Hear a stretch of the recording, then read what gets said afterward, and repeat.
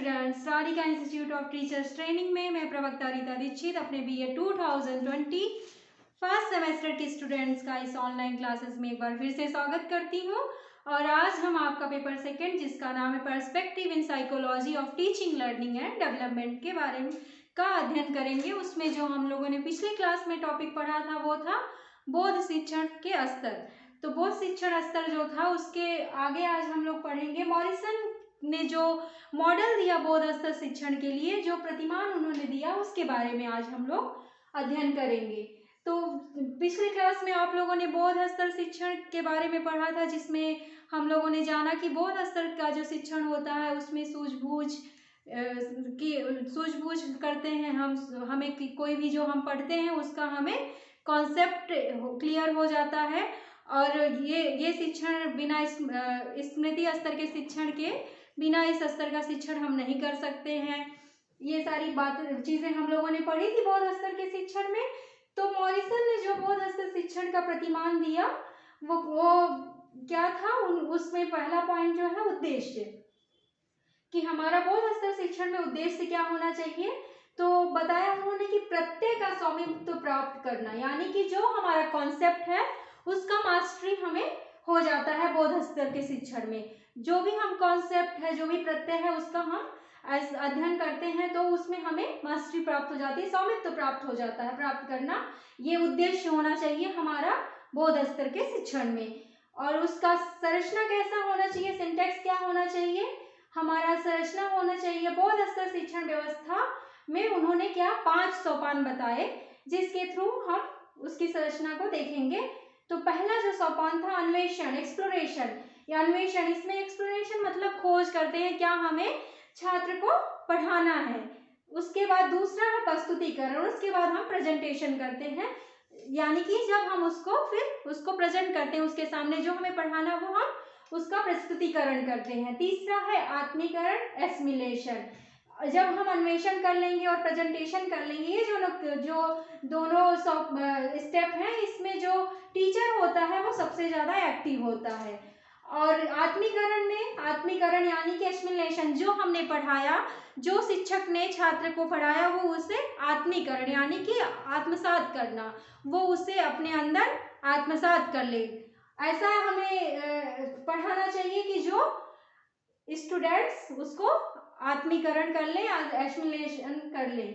उसके बाद व्यवस्था ऑर्गेनाइजेशन। व्यवस्था क्या, जब हम किसी भी चीज को एसिमिलेट कर लेंगे, अपने अंदर आत्मीकरण उसका कर लेंगे, तो फिर हम उसको एक व्यवस्थित कर लेंगे उस क्रम में, जिस तरह से हमें जो पढ़ाया गया उसका ऑर्गेनाइजेशन कर लेंगे। और फिर पांचवा क्या है, अव्यक्तीकरण यानी कि रिसाइटेशन।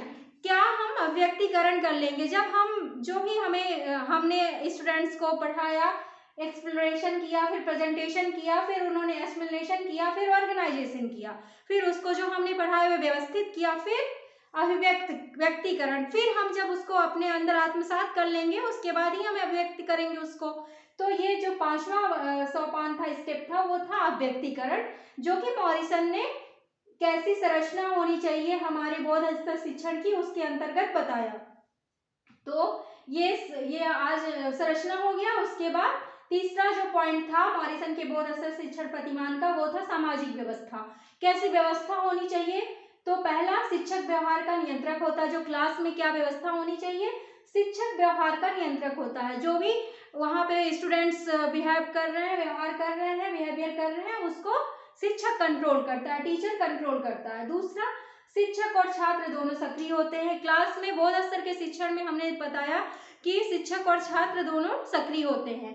तो मॉरिसन का बोध स्तर शिक्षण प्रतिमान की जो सामाजिक व्यवस्था होनी चाहिए क्लासरूम में, वो शिक्षक और छात्र दोनों को सक्रिय होना चाहिए, सक्रिय होते हैं। और तीसरा, छात्र अपने विचार प्रदर्शित कर सकते हैं।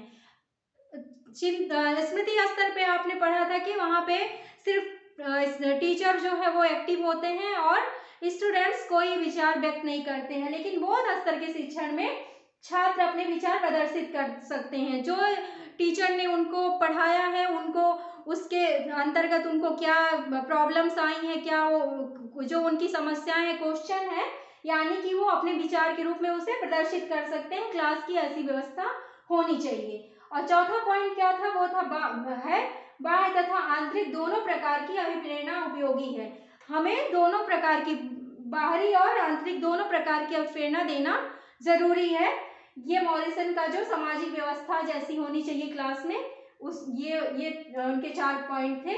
और उन्होंने बताया कि मूल्यांकन प्रणाली कैसी होनी चाहिए। मूल्यांकन प्रणाली इसमें आवश्यकतानुसार लिखित, मौखिक, निबंधात्मक तथा वस्तुनिष्ठ मूल्यांकन विधियां प्रयोग में लाई जाती हैं। यानी कि जैसी आवश्यकता होती है उस हिसाब से हम मौखिक भी एग्जाम्स लेते हैं, निबंधात्मक, वस्तुनिष्ठ क्वेश्चंस और मूल्यांकन विधियां सभी प्रयोग में लाई जाती है। प्रत्ययों के स्पष्टीकरण पर विशेष बल दिया जाता है, क्योंकि पहले भी आपको बताया गया है कि प्रत्यय का स्वामित्व प्राप्त करना मुख्य उद्देश्य, जो मेन फोकस होता है हमारा बोध स्तर शिक्षण का, वो क्या होता है, कॉन्सेप्ट की का स्वामित्व यानी कि मास्टरी प्राप्त करना। तो इसमें सबसे ज्यादा बल दिया जाता है प्रत्ययों के स्पष्टीकरण पे, यानी कि जो कॉन्सेप्ट है उसको आपका उसके कॉन्सेप्ट क्लियर होने के लिए ज्यादा बल दिया जाता है। क्वेश्चंस इसी तरह के आते हैं कि आप अवधारणा को स्पष्ट करें। और उसके बाद बोध स्तर शिक्षण के लिए उन्होंने कुछ सुझाव भी दिए कि उसको और कैसे हम बेहतर बना सकते हैं बोध स्तर का शिक्षण। उसके लिए जो सुझाव दिए वो ये है, पहला पॉइंट, शिक्षक छात्र के साथ सहानुभूतिपूर्ण व्यवहार करना चाहिए। शिक्षकों को छात्र के साथ सहानुभूतिपूर्ण व्यवहार करना चाहिए और उन्हें आवश्यक स्वतंत्रता देनी चाहिए। यानी कि बहुत ज्यादा प्रेशर नहीं होना चाहिए स्टूडेंट्स के ऊपर। वो अपने जो भी क्वेश्चंस क्लास में करना चाहते हैं उसके लिए उनको स्वतंत्रता होनी चाहिए। दूसरा, स्मृति स्तर के बाद ही बोध स्तर शिक्षण किया जाना चाहिए। जी हाँ, क्योंकि आप स्मृति स्तर का शिक्षण अगर हम नहीं कर सकते हैं तो हम बोध स्तर का शिक्षण नहीं कर सकते हैं, क्योंकि हम पहले हमें जानना जरूरी है कि जो 1, 2 या क्या है, उसके बाद ही हम उसके आगे उसके बारे में अध्ययन कर पाएंगे। तो स्मृति स्तर के बाद ही बोध स्तर का शिक्षण किया जाना चाहिए, ये सुझाव दिया। और तीसरा क्या था, छात्रों को प्रेरणा दी जानी चाहिए। छात्रों को प्रेरणा दी जानी चाहिए, सही है। अगर आप छात्री और फिर अभिप्रेरणा नहीं प्राप्त कर पाएंगे तो वो फिर बेहतर तरीके से क्लास में चीजों को नहीं समझेंगे। कक्षा के आकांक्षा स्तर को बढ़ाया जाए। हाँ, ऐसा बनाना चाहिए कि उनके अंदर रुचि आए, वो आकांक्षित हो कि उन्हें ये पढ़ना, उन्हें ये जानना है, तो कक्षा के आकांक्षा स्तर को बढ़ाया जाए। पांचवा पॉइंट जो है, शिक्षण व्यवस्था के अनुसार समस्या समाधान किया जाना चाहिए। जिस हिसाब की शिक्षण व्यवस्था उस हिसाब से जो भी प्रॉब्लम्स है स्टूडेंट्स की उसका समाधान होना चाहिए और प्रत्येक सोपान को क्रमबद्ध तरीके से पार किया जाना चाहिए। जो भी स्टेप्स है उसको स्टेप वाइज ही आपको पढ़ाना है, उसको करना है। ये नहीं कि एक स्टेप किया उसके फर्स्ट के बाद हम थर्ड पे आ गए, ये नहीं।